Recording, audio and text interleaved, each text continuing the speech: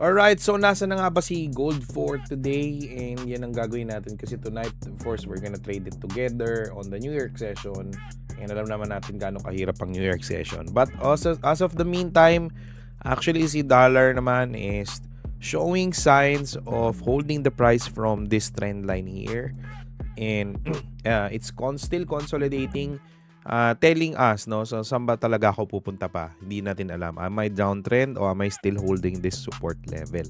Okay, and coming from a breakdown of this strong trend here, so of course malalaman natin yan, will dollar really hold, especially on the fundamental side. Anong lalabas na inflation na pwedeng maging move ng Federal Reserve when it comes to interest rates. Of course, that impacts our gold.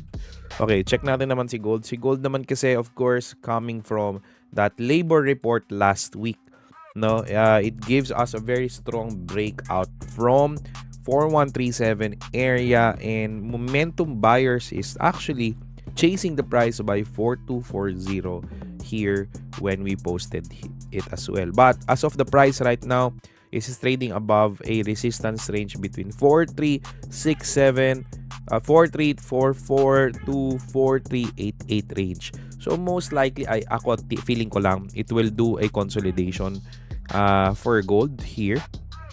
Yeah, magko-consolidate pa yan here. Yan, here, and then before siya mag-fully break out, no, retesting again another resistance of 457, or if not, it will, of course, it will go more onto the pullback side and testing the momentum buyers, are they gonna still buy or not, creating, the higher low here. Yan. So, possible magkaroon ng higher low.